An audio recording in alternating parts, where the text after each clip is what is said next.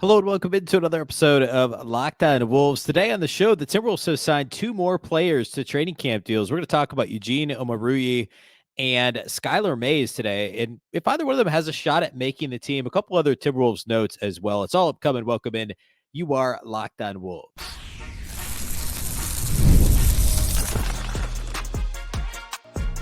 You are Locked On Timberwolves, your daily Minnesota Timberwolves podcast.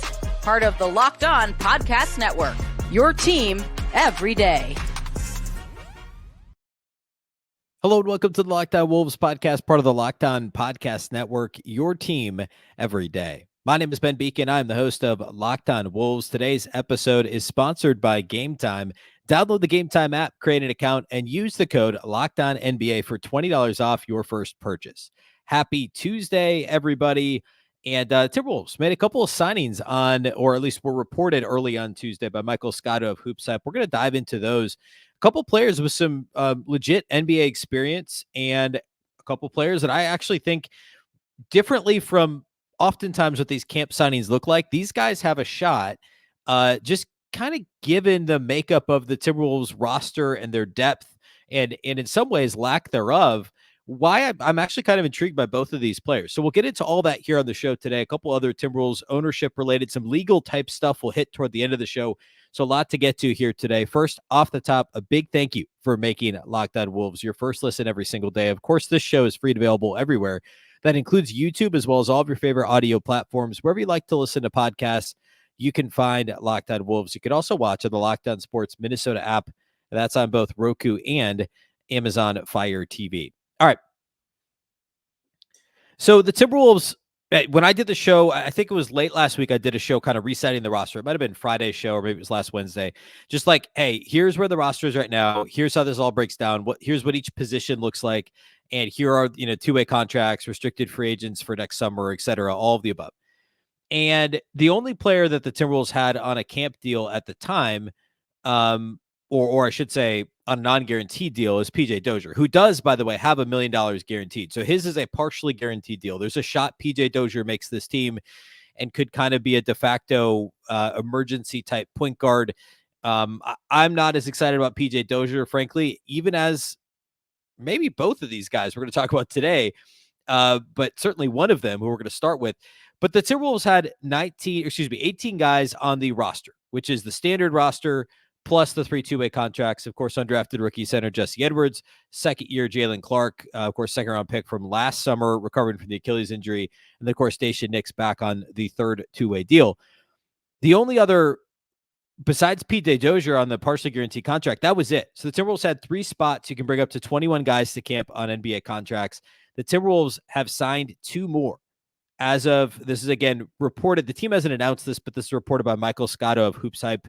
And, various local beat reporters have kind of re-reported, seconded this reporting from Scotto.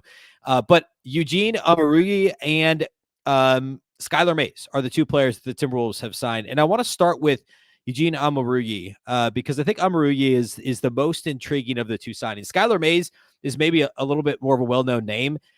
Partly because he played for the Lakers last year and also because he had some extended run, had a couple nice stretches when he was with the Portland Trailblazers where he put up some points. But Omoruyi's bounced around a little bit and was the more intriguing prospect of the 2, I think, coming out of college. Now, Skylar Mays was drafted toward the end of the second round by, I think, Atlanta initially. Omoruyi was not drafted. It was Atlanta that drafted Skylar Mays. Omoruyi was not drafted. He played 3 years at Rutgers, transferred to Oregon, and was really good for them. First round of the tournament, had a big game. This was back in, I believe, 2021. But Omoruyi is like a typical, like his profile is like a big forward with 3-and-D tendencies. Like I saw a couple of comps out there of Eric Paschall, who of course was briefly with the Timberwolves a couple of years ago. Of that type of a player who's a little undersized to be true 4 or certainly a 5 at the NBA level. The skill set's more of a 3-and-D, but he's a little bit too big to guard, like 2s on the perimeter all the time, or maybe doesn't have all the ball skills necessary or skills on the ball, with the ball in his hands, whether it's ball handling, passing, etc., to be a consistent perimeter threat. But Omoruyi has the physical profile of somebody who could be that, an undersized, 4 or a big 3-and-D guy at the NBA level. He's 6'7", and he had a wingspan coming out of school, out of Oregon in 2021. It's over 7'1". It was 7'1" and a quarter. That's a huge wingspan for a dude that's 6'7". Big hands, and had the profile of, again, that big kind of 3-and-D type player. You look at what he did at Oregon, and coming out, people thought that because his body was so NBA ready, and he improved the shooting so much over the course of his career. Like, you look at what he did at Rutgers, his first 3 seasons of college, he didn't shoot threes. He didn't make a single three his first 2 seasons. His third season at Rutgers, he started to shoot a few threes, was 14 of 45 from the field, 31% low volume. He sat out a year, 1920, when he transferred, and there was the COVID, mess in there. Then he spent the 2021 season in Oregon, or with Oregon, and he shot just under 38% from 3 on 109 attempts. So the volume goes up to like something that's actually something of a real sample size. So there was this thought that, hey, he could immediately step in and be a big body defender, guarding bigger threes, smaller fours, and knock down threes at the NBA level. He still was not drafted, and ended up with the Dallas Mavericks, played 4 games for them in 21-22, was in the G League with their G League affiliate, and then split the 22-23 season with the Thunder and the Pistons. He did have one big game against the Timberwolves, and actually this stuck out to me. His name looked familiar, and I cannot say with a straight face that I watched him play for the Wizards last year. He played 43 games for the Wizards, but I definitely recognized the name, and I immediately said, I'm pretty sure he played for the Thunder, and I'm pretty sure he played well against the Wolves. Sure enough, he had a big game against them in that 22-23 season, and I don't recall the specifics, but I pulled up the box score. Like, it was one of those games where the Thunder, remember that season, at least for part of the year, it was like Pokasevsky was starting for them, just like this ridiculous group of guys. Actually, here, I'm just going to pull it up. I have the game log right here. Who am I kidding? I might as well just look at it again and see what the exact line was. But he had just like, was kind of in and out of the lineup for that team. Yeah, here we go. This was December 16th of 22. The Wolves ended up beating the Thunder, but he was 6 of 8 shooting. Omoruyi was. He scored 14 points, which was the third most, I guess, he scored in a game that season. He had a couple of games where he scored in the upper teens for the Thunder, but had some nice moments. Ended up with, or I should say, actually, second most ever with the Thunder, or second most in that half season with the Thunder. He ends up going to the Pistons during the season that year after the Thunder waived him, and he had a couple of bigger games with the Pistons. So he's bounced around quite a bit over the past 3 seasons. Spent the rest of that season with the Pistons, and then 43 games last year with Washington, but has only shot 28.5% on threes at the NBA level. And over the course of the last 3 seasons, that's 137 attempts, so still a relatively small sample, but the three-point shooting is not what it was his senior year at Oregon. And for him to stick at the NBA level and to see rotation minutes, he's going to have to be able to shoot the three-point ball better than 28%. He doesn't do enough with the ball in his hands otherwise. He's not really going to get to the basket and score. He was a pretty good passer at Oregon, and I think there is some, secondary playmaker stuff in there for him. He looks comfortable off the ball. He looks comfortable catching and shooting. He doesn't shoot off the dribble. He doesn't create for himself off the dribble. But if he can catch and shoot and can make the right pass, make accurate passes to teammates, there's a legit kind of, I don't know, like TJ Warren-esque. He's not exactly that type of player, but that sort of position, right? Where he's a little bit big. He's not going to guard a lot of 2s because he's not going to have the lateral quickness to stay with 1s and 2s, but he can stay with most 3s and most 4s. And he's physical enough that he's actually got a really good steal rate at the NBA level. Omoruyi does. The concern is, along with that, is that the foul rate is also not great. He's got a 2.5% career steal rate, which is really a nice mark. Again, limited action over the last 3 years, but there's a lot to like there in terms of his nose for the ball, his activity level. And again, his 7'1" wingspan, 6'7" height with a 7'1" wingspan. He's only played in about 35 or so G League games over the last 3 seasons. And the steal rate has stuck there too. It's been right around 2%, which is a nice steal rate. Active enough on the glass, uses his size well. The only real concern is I think he's kind of a one-trick pony offensively. The passing's nice. He can do it a little bit, but he's not good enough off the dribble to do much else for you. I think it's mostly open shots. He can knock down open shots. Maybe, right? Like, again, he's under 30% as a pro from outside the arc. So if he can knock those down, and if he can score in transition, and if he can be a secondary playmaker, those are all ifs. And then the foul trouble on defense is a concern. But again, the athletic profile and the overall feel is there. He's in the right place at the right time, getting his hands on loose balls, deflections, activity level on both ends of the floor is solid. Can he convert? And I think he's intriguing. I think there's a shot he could stick around if, like, say, I don't know, like I don't see them at this point getting rid of Daisha Nix, but like, could he actually? You know what? I don't think he can be a two-way player because he's already played three. Yep. Let's see. Oh no, he can be. Skylar Mays, who we'll get to in a second, he cannot be a two-way player. Omoruyi, with 3 years in the league, can be a two-way player. So I could see there being a world in which the Timberwolves say goodbye to Daisha Nix and say, you know what, we somehow feel good at point guard. Let's keep, we're not going to play Daisha Nix anyway. We didn't last year when we needed a point guard. So who are we kidding? Let's have some depth on the wing, somebody who can guard multiple positions and maybe give us some activity on offense in Omoruyi. I don't know. That's something I would look at. Otherwise, they do have a standard roster spot left. We talked about them not filling that because they have to pay a penalty because they're over the second apron for adding another player, even if it's a vet minimum contract. So there's a chance if somebody has a crazy camp, there's always a chance that they keep them. And my guess is there's multiple teams that were interested in both Skylar Mays and Eugene Omoruyi, and those players looked at the Wolves and said, well, first of all, this is a good team. Second of all, they've got an open roster spot. You know, like if they had other opportunities, there was a report that Skylar Mays was going to go play overseas, and he decided to stick around at least for training camp. And we don't know yet if these were Exhibit 9 or Exhibit 10 deals. Exhibit 10 means they're going to be a preferred G League player. We talked about that last week with the I forgot earlier. I forgot to mention Chasson Randall. Chasson Randall's an Exhibit 10 guy who will likely end up with the G League team. And whereas we don't know yet with Omoruyi and Skylar Mays if they're Exhibit 9, which is just essentially a free agent camp signing, nothing guaranteed really there of significance, or if they're Exhibit 10 guys where there's some guaranteed bonuses if they stick with the G League team beyond training camp. So we don't really know the answer to that yet. But Eugene Omoruyi, to me, seems like a guy who should be on an NBA roster.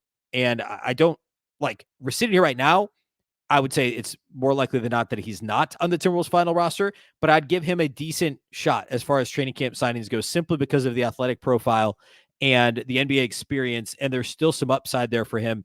But like, is he ready to play the role that like Leonard Miller might play as the 10th or 11th guy? If they don't think Leonard Miller's ready, Leonard Miller is going to spend the year in the G League, and you can bring, somebody like Omoruyi on the roster, and he can be your 11th guy and give you some, if you need a body for any stretch of time, he can do that. He's played enough pro games that he can give you that element.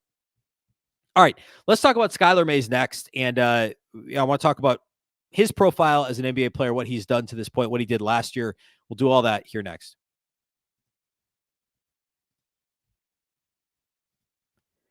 Today's episode of Locked On Wolves is brought to us by our title sponsors at Gametime. Gametime now has a new feature called Gametime Picks that makes getting tickets for your favorite live events even easier.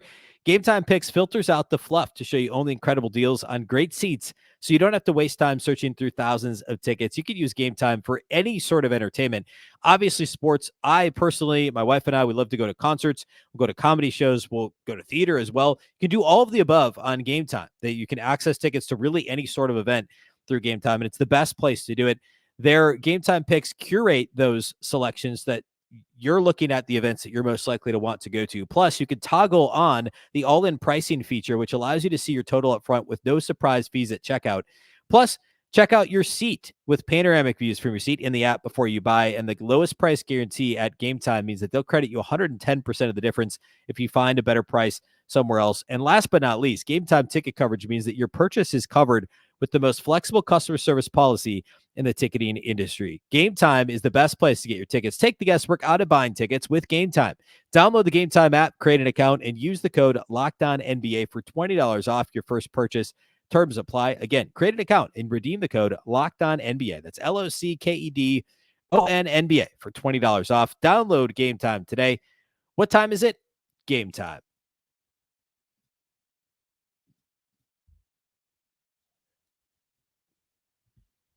Big thank you once again for making Locked On Wolves your first listen of the day. For your second listen, go check out the Locked On NBA podcast. There's no offseason in the NBA, and Locked On NBA provides daily basketball analysis from national and local experts in 30 minutes or less. No one keeps you as informed and entertained as Locked On NBA, available on YouTube or wherever you get podcasts. part of the Locked On Podcast Network, your team every day. All right, so the Timberwolves' other training camp signing, again, we don't know if it's Exhibit 9 or Exhibit 10. Those are, kind of semantics we'll get into here at some point. When it's announced, I'll kind of level set the roster at some point here again, so we know exactly who's on what sort of deals. Skylar Mays is the other signing. Skylar Mays is a combo guard who's played a little more point guard at the NBA level. He was more of a scoring guard in college. He played 4 seasons at LSU, was a late second-round pick by the Hawks, actually played in some playoff games for them back in between 2020 and 2022. Played 6 games for the Blazers the following season. They signed him to a standard contract. He started the year for Portland, played 21 games with the Portland Trailblazers last year. And remember, they had a rash of injuries early. Played 30-plus minutes. There was 4 straight games he was 30-plus minutes, and like 8 straight games he played at least 20 minutes. Fell out of the rotation. They ended up letting him go, and he went to the Lakers. The Lakers brought him in. He never had a consistent role there, was kind of a bit player, garbage time type player. So the last time he had a consistent run was early last season. And I may go back and watch some of those games to just kind of get a sense for, like, why did he fall out of the rotation for a bad team? Because those box scores are not bad. Like through 15 games last season, he didn't play in the first one, but then played in the next 14 games. Skylar Mays was averaging 8 points, 4.5 assists per game, just over 40% from the field, a shade under 30% from outside the arc. So overall, the shooting percentages weren't fantastic, but there was a game against the Kings. He had 18 and 11, shot 8 of 15. The next night he played against the Lakers, had 15 and 12, shot 7 of 13. He was combined 0 for 6 from 3 in those games.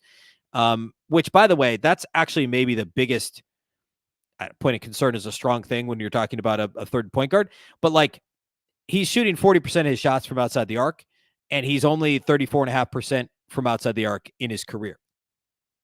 He was pretty good early on with Atlanta in limited run, 35%. That stint in Portland, he was over 40%, but that was 6 games at the end of the 22-23 season. Last year, he was a shade under 30%. So it's a small sample. Overall, over 3 seasons, it's 145 shots from outside the arc, and he's 34.5%. And it's not like he had a track record of making threes at LSU either. His college 3-point percentage was also 34.5%. So consistent if you want to look at it that way. As a senior, though, at LSU, he did shoot 39.4% from outside the arc. His last college season, though, was way back in 1920. So he's actually not eligible for a 2-way contract. So if you want to swap out, bottom of the depth chart point guards, you can't put him in the Daishen Nix slot in terms of 2-way deals. Daishen Nix is younger, and there's probably still more upside there. Skylar Mays, to me, right now, is a better NBA player. Not that, like, we're asking for a whole lot here, but Skylar Mays, to me, is a bigger version of, I don't know. He's not as good of a shooter as Jordan McLaughlin, but he's a similar player. He's just bigger. Jordan McLaughlin's a better 3-point shooter, but there were a couple seasons in there where we wondered, is he actually a really good 3-point shooter? It would be like a bigger Jordan McLaughlin who's not quite as good outside the arc. And that's kind of what I see when I see Skylar Mays. He's a relatively crafty offensive player, maybe has a few more moves in the half court to try and get to the bucket. He's not as quick as Jordan McLaughlin. I would say they're both modest athletes is probably the right way to say that. I wouldn't say that either of them are, like, obviously nobody in the NBA is a bad athlete, but I wouldn't say they're, limited athletically. I would say they're both modest athletes. Mays, again, more half court moves, maybe a little bit overall worse touch from the field, but he's a good passer. He's a heady point guard. He's a pretty solid defender. And again, the size advantage helps there. In a vacuum, I'd say Jordan McLaughlin is a better player. I don't think Skylar Mays is a better player than Jordan McLaughlin. He does have more size. He's got that I guess would be the biggest thing he's got going for him. Pun intended, I guess. Well, no, pun wasn't intended, but I realized it after I said it. He is the biggest thing when it comes between him and McLaughlin. Like, the size is the biggest difference. I don't know that there's, like, I don't think Skylar Mays has a real shot at making the team just from a positional standpoint. Like, Omoruyi is, to me, a more interesting player, and there's certainly more upside there. There's certainly more, like, here's a guy who can do multiple things. Skylar Mays, to me, is like, if you're out of point guards and you just need a point guard, he could be that point guard. He could be fine. Like, he could be decent at the NBA level, and he showed that in stretches over the past several years. And it's only interesting because of the depth chart, kind of imbalance for the Wolves, right? The only guys on the roster that are point guards are Mike Conley, who's 37, 38. almost 38, and Rob Dillingham, who's a 19-year-old rookie who's 164 pounds, and we don't know how this will turn out this year for him. Daisha Nix on a two-way deal, and they didn't play him. There was one game last year. Daisha Nix played rotation minutes.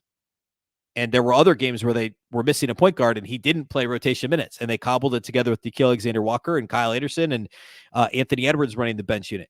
Now, this year, I think we see a lot of Joe Ingles kind of in the Kyle Anderson role. We've talked about that quite a bit on the show. Nickeil Alexander-Walker will get a shot too. But if they really feel like, hey, we need somebody else, then Skylar Mays is a guy. I think it's far more likely that Skylar Mays is just in camp for exactly that reason. You need another point guard in camp.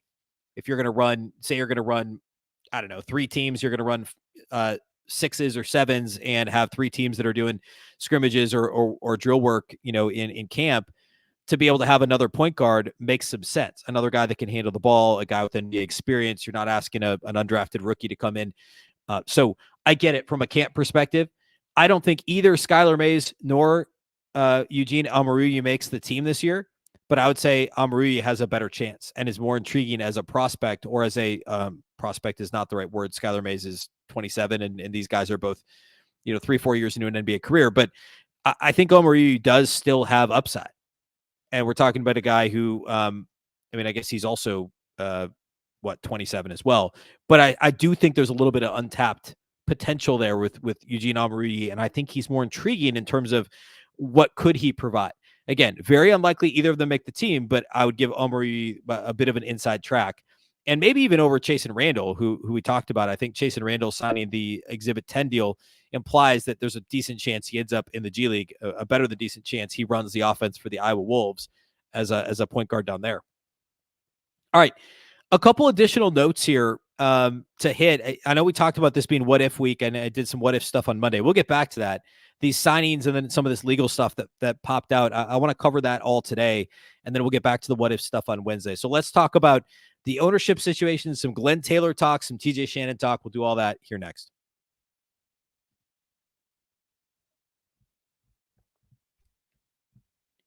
Today's episode of Locked On Wolves is brought to us by FanDuel. You've heard me talk a lot about FanDuel here at Locked On Wolves over the years. That's because it's America's #1 sportsbook, and they have something a little bit different for you right now. Through September 22nd, that's this coming Sunday, all FanDuel customers can bet $5 and get a 3-week free trial of NFL Sunday Ticket from YouTube and YouTube TV. Then with a YouTube TV base plan, you'll be able to watch every regular season Sunday afternoon out-of-market game.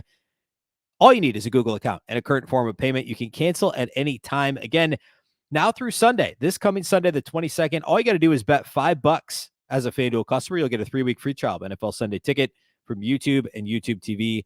And make sure you have that YouTube TV base plan. You'll be able to watch every regular season Sunday afternoon out-of-market game. Just have a Google account and a current form of payment. You can cancel at any time. Just visit FanDuel.com right now to download America's #1 sportsbook.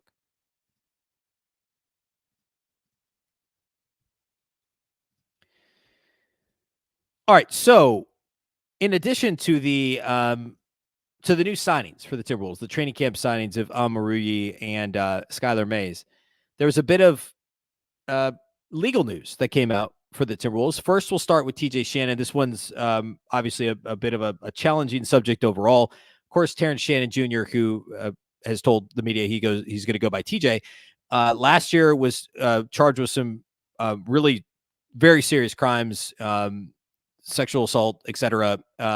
Last sexual battery, I think it was last year with the University of Illinois, and that he was probably one of the front runners for the Naismith All-American or Player of the Year award last year, and he ended up missing a couple months.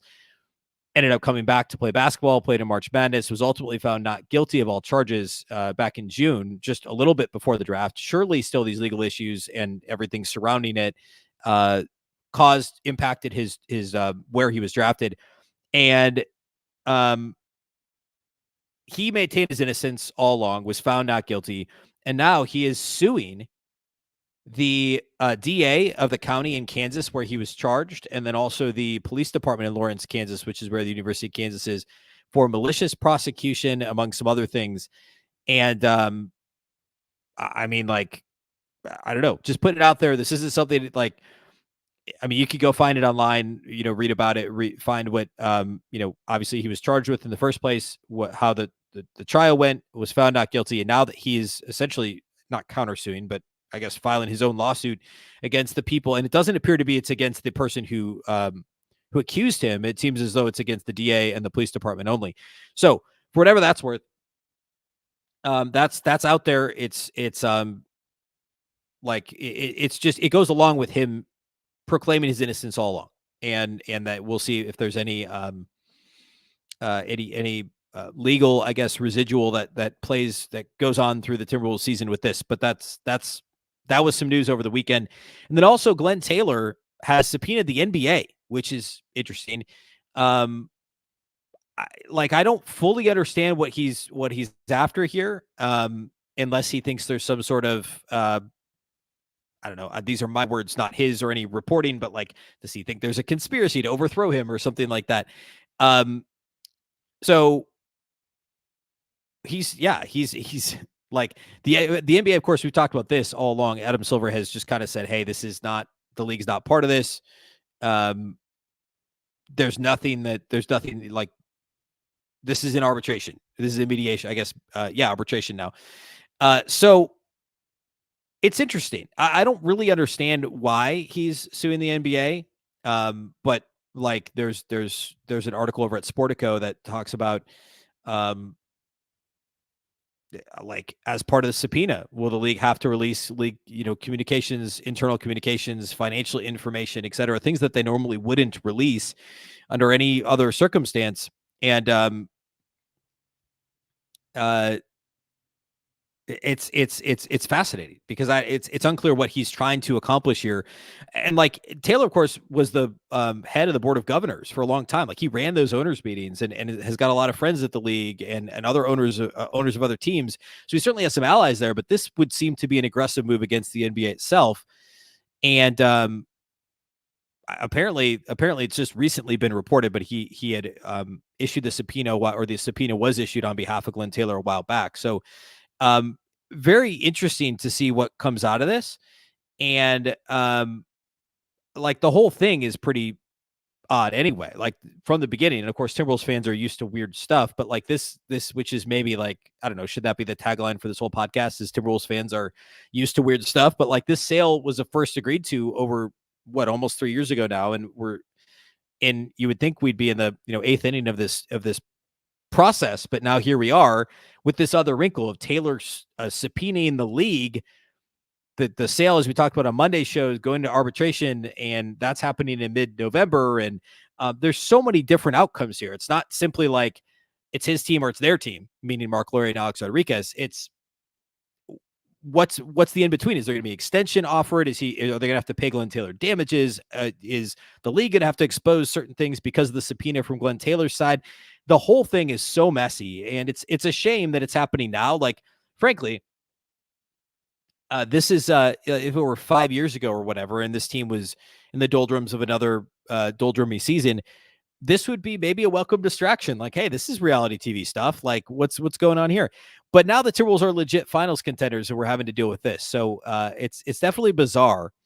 And I don't know. I don't know. Well, it's something we'll have to keep an eye on, and as things develop, we'll of course cover it here on the show, and discuss anything additional and strange. Undoubtedly, there will be many additional strange things, but as they happen, we'll talk about it here in the show. All right.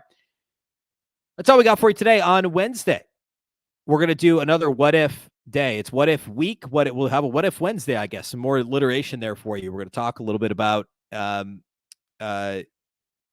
different scenarios that could play out this year. I think we'll look at some individual players, talk about some what ifs specific to some star players on the Timberwolves roster. We'll do that on Wednesday's show. A big thank you for making Locked On Wolves your first listen every single day. Of course, this show is free and available everywhere.